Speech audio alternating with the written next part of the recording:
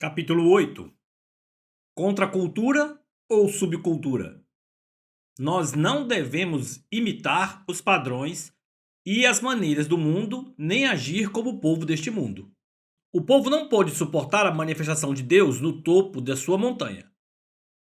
Antes da glória de Deus ser revelada, o povo professava desejá-lo, mas isso não era verdade. Em seus corações, eles não haviam se separado do Egito, nem tinham abandonado seus desejos pelas coisas do Egito. Mas quando lhes foi oferecido Deus, em uma embalagem similar aos modos de viver e padrões do Egito, foi maravilhoso. Eles pensaram, pois poderiam ter Deus e ao mesmo tempo seu desejo verdadeiro, o Egito. Eles poderiam permanecer conformados aos padrões do Egito e aos de Yahvé também. Inúmeros padrões e maneiras de viver são moldados pelo espírito do mundo. Satanás é chamado de príncipe do poder do ar, Efésios 2:2, e Deus desta era, segundo Coríntios 4:4. Se nós não escolhermos abandoná-los em troca da recompensa de nos achegarmos à presença de Deus, nós continuaremos a constantemente nos mover de volta às influências do espírito que governa o mundo. Mas Deus ordena: não procedam como se procede no Egito, onde vocês moraram. Não sigam as suas práticas. Levítico 18:3. Nós não devemos imitar os padrões e as práticas de vida do mundo, nem agir como o povo deste mundo. Paulo reforça esse ponto. Não se amoldem ao padrão deste mundo, mas transformem-se pela renovação da sua mente. Romanos 12:2. O reino de Deus e o curso deste mundo correm em duas direções opostas. Não existe harmonia entre os dois, como Jesus advertiu. Se o mundo os odeia, tenham em mente que antes me odiou. Se vocês pertencessem ao mundo, ele os amaria como se fossem dele. Todavia, vocês não são do mundo, mas eu os escolhi, tirando-os do mundo. Por isso, o mundo os odeia. João 15, versículos 18 e 19. Jesus nos escolheu e nos retirou do padrão de vida do mundo. E ele explica que é por isso que o mundo nos odeia. Mas será que ele realmente nos odeia? É quase como se a igreja estivesse passando décadas tentando provar que as palavras de Jesus aqui estavam equivocadas. Nós temos nos esforçado ao máximo para nos encaixar. Nós temos inconscientemente crido que podemos ter a aprovação de Jesus e a do mundo também. Mas Jesus diz que o mundo somente nos amaria se nós pertencêssemos a ele.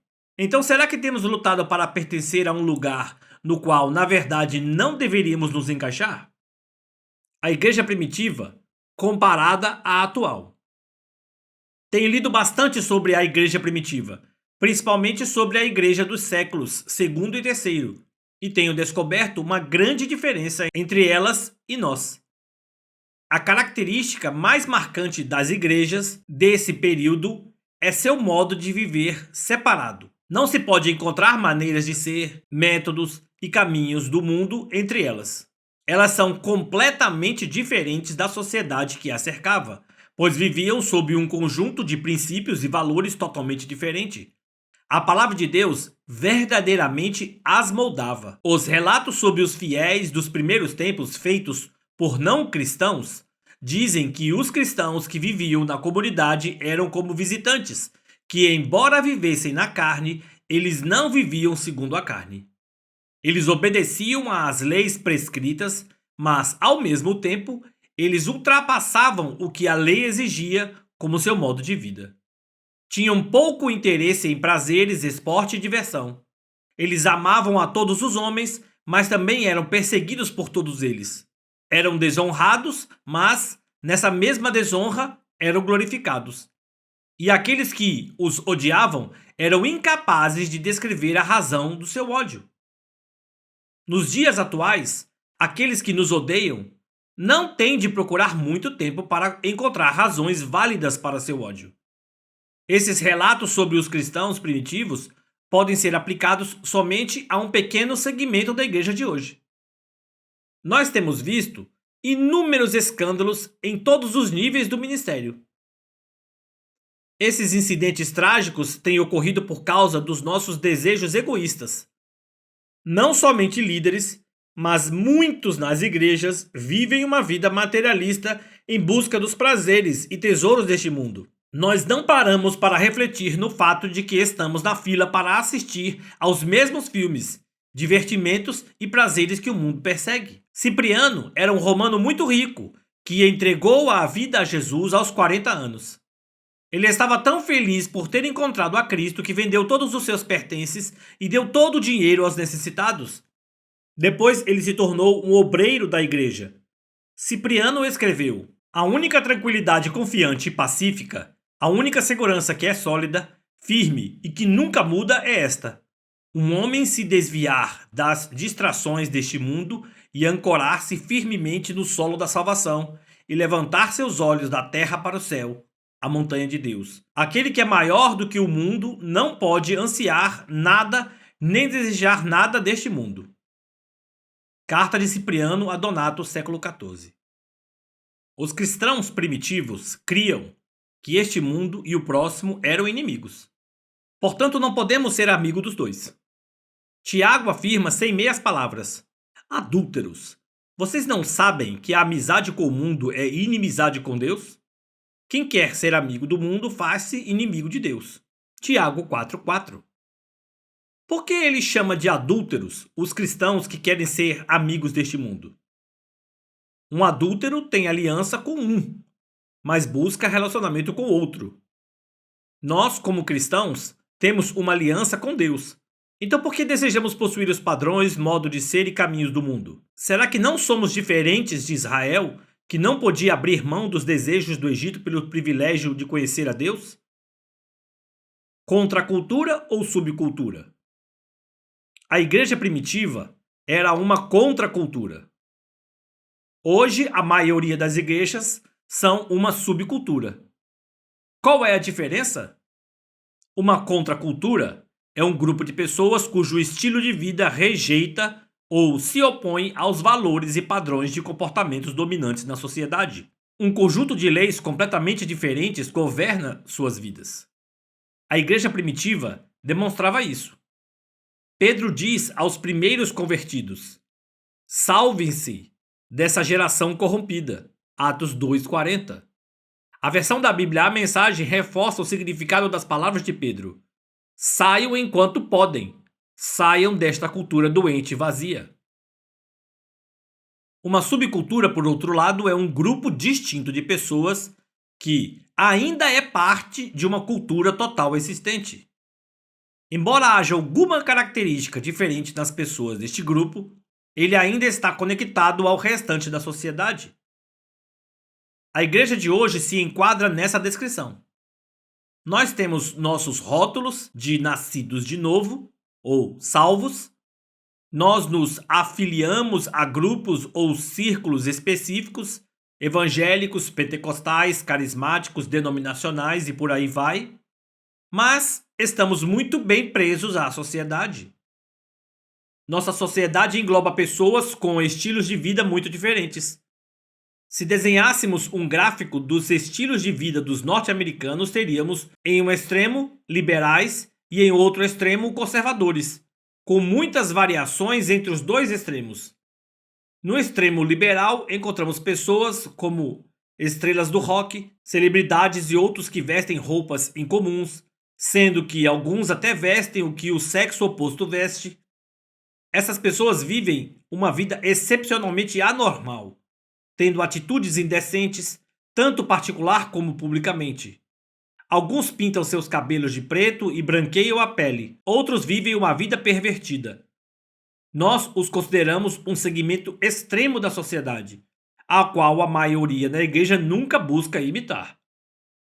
De outro lado, temos os norte-americanos conservadores, aqueles homens e mulheres que vivem aquilo que chamamos de vida normal.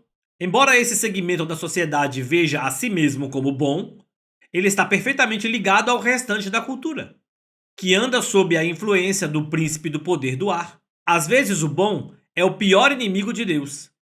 Lembre-se de que a escolha de Eva, que parecia ser boa, era totalmente contra o caminho de Deus. Em vez de nós, cristãos, vivermos uma vida totalmente separada, com base na autoridade governamental do reino de Deus, muitos de nós vivemos uma vida igual, que não difere em nada da vida dos não cristãos conservadores. Nós dizemos que não somos deste mundo, mas para muitos de nós isso é uma teoria e não uma realidade. Pelo fato de estarmos conectados, à medida que as linhas que delimitam a sociedade se movem, nós nos movemos com ela. A palavra de Deus instrui os cristãos: afastem-se de toda forma de mal. 1 Tessalonicenses 5:22.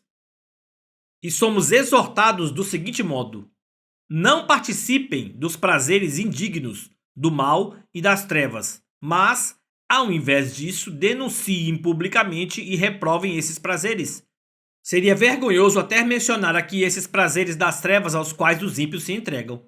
Efésios 5, versículos 11 e 12. Mas será que temos dado ouvidos a essas advertências? Hoje a indústria cinematográfica estabelece uma classificação para os filmes. A maioria dos cristãos, até os conservadores, não pensa nada sobre ver filmes de classificação 12 anos, desde que o filme não contenha obscenidades ou nudez excessiva. Contudo, muitos desses filmes, embora não tenham essas características, são cheios de desrespeito, ira, ódio, violência ou relacionamento extraconjugais.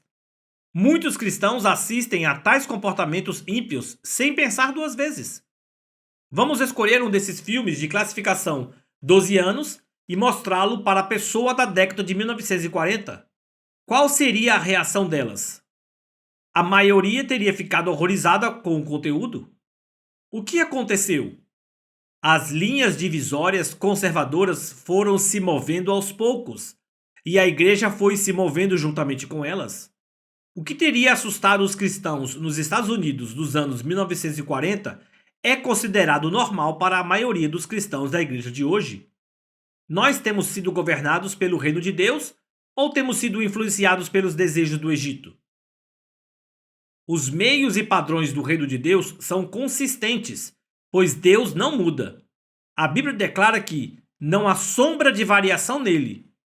Quando Deus nos ordena evitarmos toda forma de mal e diz que é vergonhoso simplesmente falar sobre coisas que os ímpios fazem, por que nós formamos filas e pagamos para ver tais atitudes, modos de ser e padrões que foram moldados segundo a geração perversa na qual vivemos? Um amigo me disse que estava em um período de profunda oração quando ele ouviu o Senhor entristecido perguntando: por que meu povo se entretém com as mesmas coisas que colocaram aqueles pregos em minhas mãos? Será que a indústria do entretenimento tem discernimento? Os executivos e aqueles que tomam decisões conhecem os frutos que Deus procura em seu povo? Então por que nós acreditamos nas classificações da indústria e não no discernimento? Será que Deus mudou com o passar dos anos e se acomodou às tendências desta geração? Certamente não. Se os padrões de Deus não mudaram, por que a maioria dos padrões dos cristãos mudou? Nós estamos ligados à cultura e não ao reino, como nosso estilo de vida. Nós não abandonamos os desejos do Egito. Esse padrão é evidente em todas as áreas da nossa vida.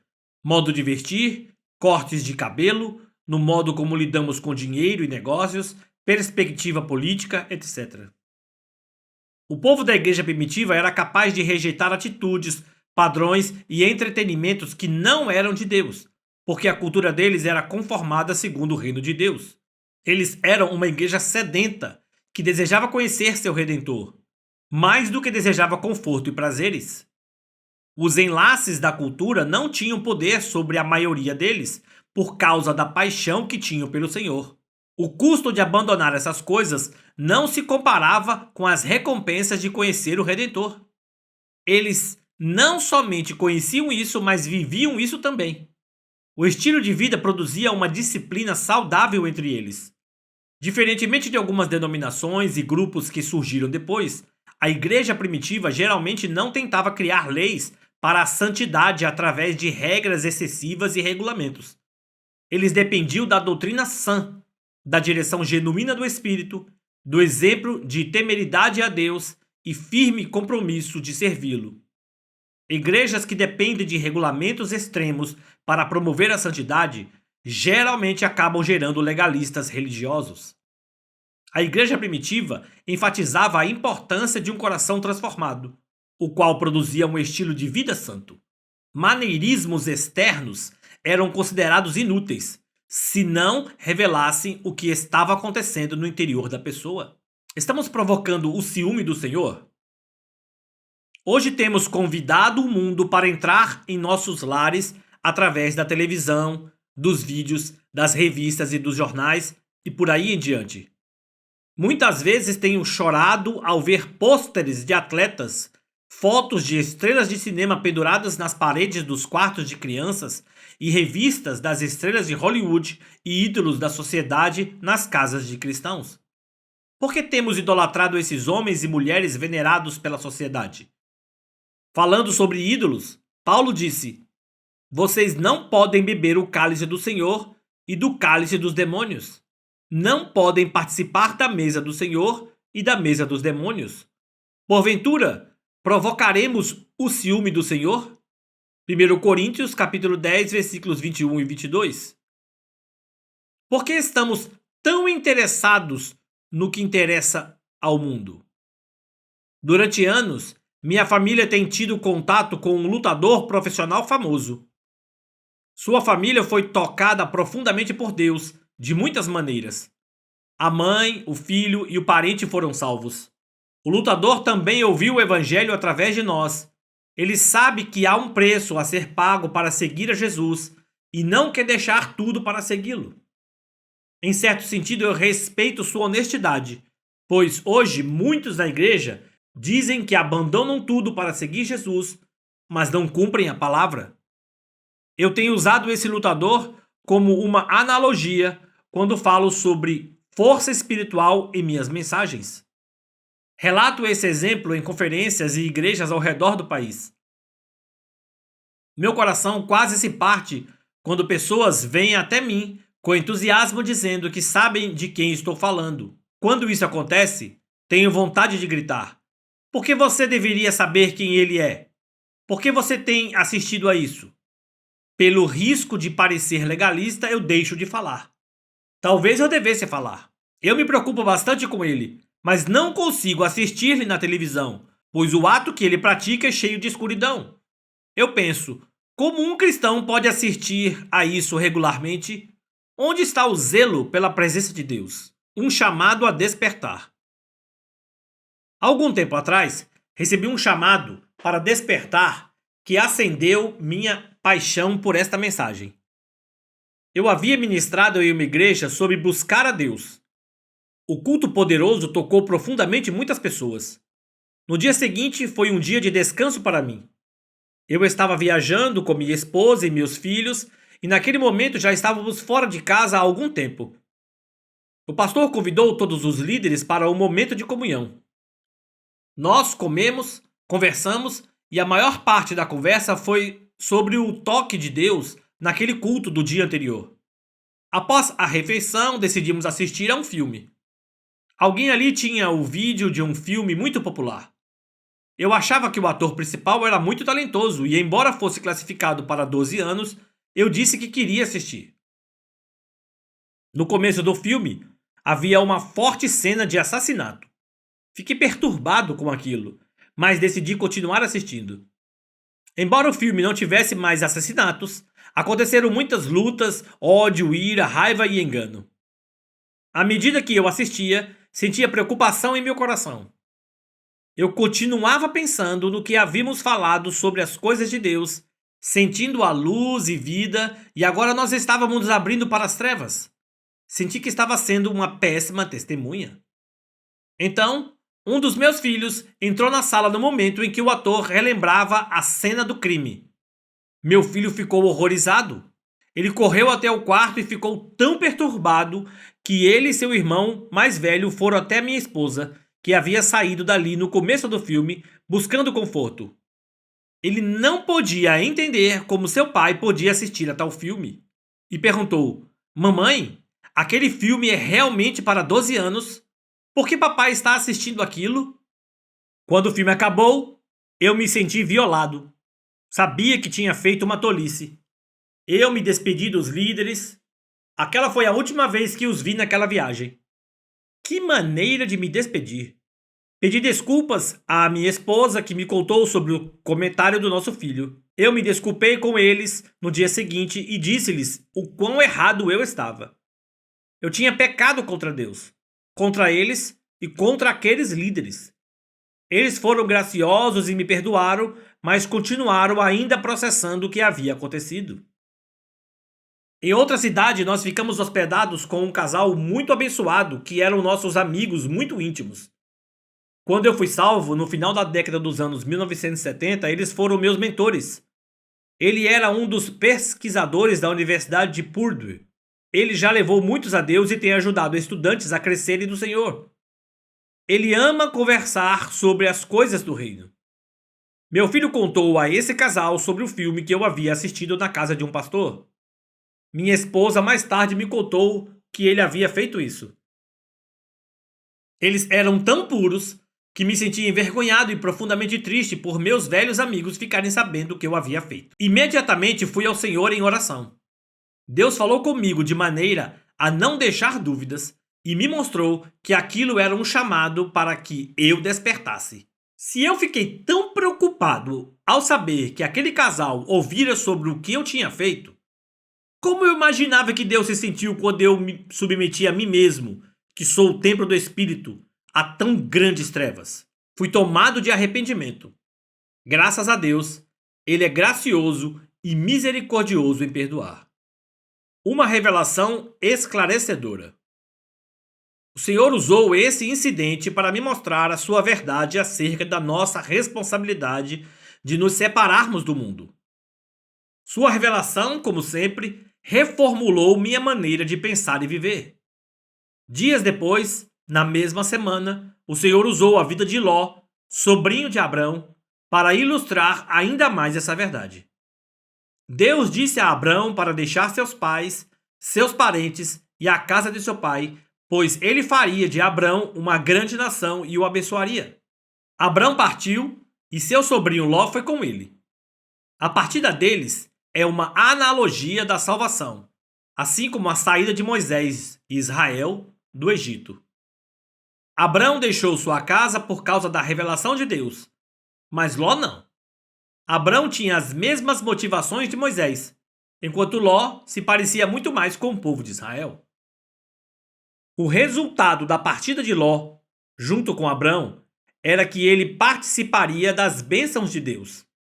Abrão prosperou e era rico em gado, prata e ouro, Gênesis 13:2.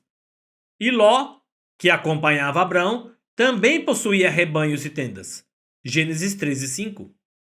Contudo, sempre que alguém busca benefícios próprios e segue alguém que busca Deus, um conflito acontecerá, pois a carne sempre resistirá e finalmente contenderá contra o espírito.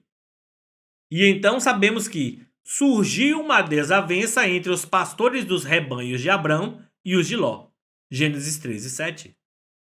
Sendo alguém segundo o coração de Deus, Abrão disse a seu sobrinho: não haja desavença entre mim e você, ou entre os seus pastores e os meus, afinal somos irmãos. Aí está a terra inteira diante de você. Vamos separar-nos. Se você for para a esquerda, irei para a direita. Se for para a direita, irei para a esquerda. Gênesis 13, 8 e 9. O coração de Abrão era segundo o coração de Deus.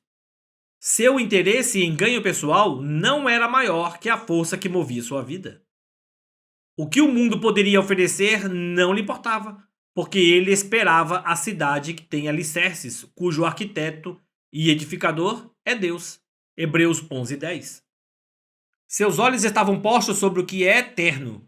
Portanto, escolher a melhor terra não era o que importava para ele.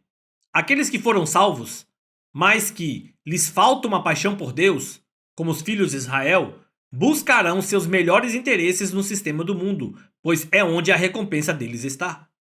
Abrão deu preferência a Ló, ao dar-lhe a escolha da terra. Olhou então Ló e viu todo o vale do Jordão, todo ele bem irrigado, até Zoar. Era como o jardim do Senhor, como a terra do Egito. Isso se deu antes de o Senhor destruir Sodoma e Gomorra. Ló escolheu todo o vale do Jordão e partiu em direção ao leste. Assim os dois se separaram. Abrão ficou na terra de Canaã, mas Ló mudou seu acampamento para um lugar próximo a Sodoma. Gênesis capítulo 13, versículos 10 a 12. A terra que Ló escolheu era bem convidativa. Ele podia ver prosperidade e conforto esperando por ele naquelas planícies.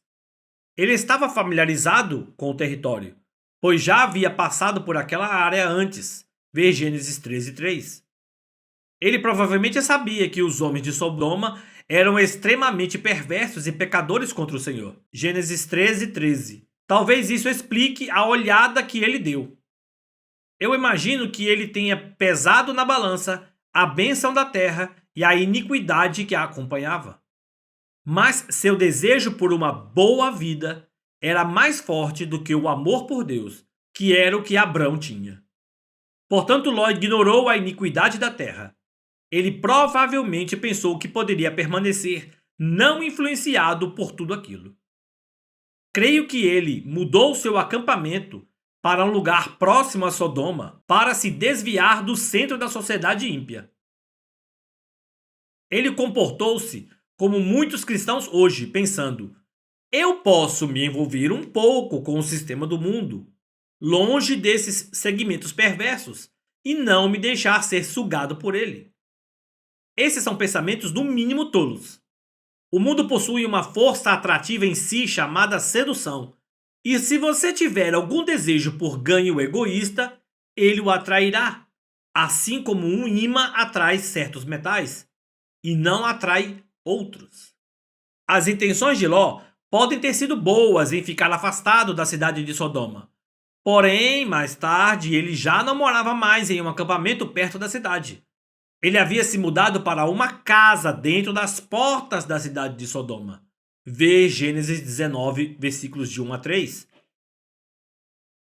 Ele foi atraído a ela. Eu tenho certeza de que os benefícios o atraíram. Mas lemos no Novo Testamento que sua alma justa foi influenciada pela conduta iníqua dos ímpios.